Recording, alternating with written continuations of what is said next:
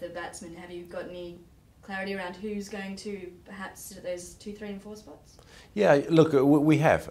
We're pretty sure of the direction and the way we want to go. And again, I said, you know, we've played some good Test cricket over the last year, so I can't see too many changes. But you know, we had a preliminary discussion yesterday, and the final discussion we'll have I think it's on about the 30th of this month, and then we'll obviously have a firm decision then. And what about the wicket keepers yesterday? There was a bit of talk, you know, Haddon, Wade, Haddon. Do you have a preference?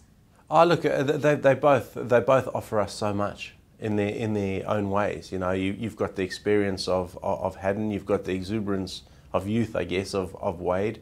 When Wade came in, he did particularly well. Got 100 in his last Test match, which was a very, very good 100 in tough conditions. And Hads just gives you so much good things. He's experienced. He can bat. He's a heartbeat of the team, which you want as a wicketkeeper. So again, preliminary discussions we had yesterday, and their final decision we'll make at the end of the month. And they've both got 2 very different lead-ups to the international series as well. Brad Haddon over in the CL220, Matthew Wade doing the Sheffield Shield. Does that give Wade a bit of an advantage? Oh, look, I don't think it gives anybody an advantage, because we've seen Haddon play some very good long form cricket and get 100 when we were at the World T20. You know, so had started with that longer form, and he's in the shorter form now, where Wadey's just coming into the longer form. So we blessed. I think we've got 5 or 6 keepers in Australia that wouldn't let any team down. So it's a really good position to be in that. What about Shane Watson? They've just called him back from the Champions League. What's his role going to be in the team? Look, Shane Watson bats and bowls for you, so his workload is massive. I think we saw when Shane missed a couple of one-day games in Pakistan, or in the UAE against Pakistan, that he was fresh, he was hungry, he came into the World T20 side and performed with massive energy. So that's what we want from Shane, and it's just our trick, just to manage him properly, because when Shane Watson's fit and firing, he wins cricket games for Australia, and that is what we're after. So we've got to manage him properly to make sure that he's ready to go for us at any given time. Okay, and tell us about South Africa. What's the strategy? Clark yesterday hinted at a strong pace attack.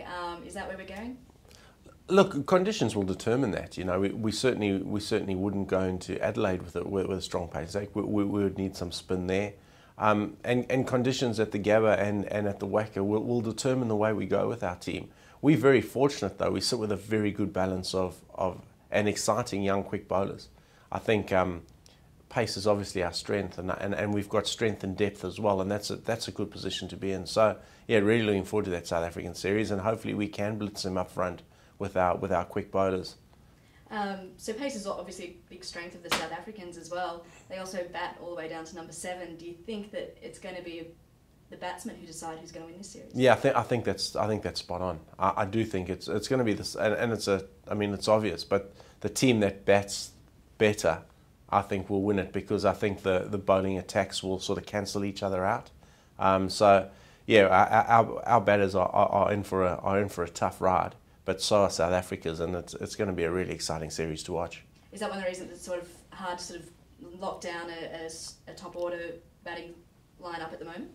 Yeah, look, we just want to be 100% certain that the guys that we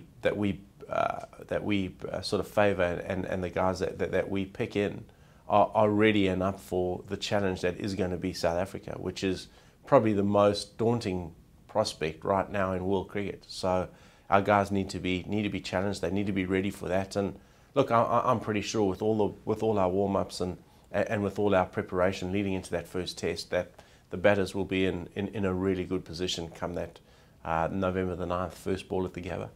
And obviously you spent a few years with the South African side, you probably know some of them quite well. Is that going to be an extra help in setting out a strategy for the team? Oh, look, I think it is. I mean, everybody generally knows everybody around world cricket very well now, because you've got the RPL, which has opened so many doors. Players know each other. We've got a huge amount of video data available on them, just like they have on us.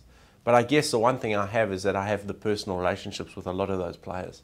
So, excuse me, so I can go in a little bit deeper, I think, into into knowing what sort of makes them tick, knowing their personalities pretty well.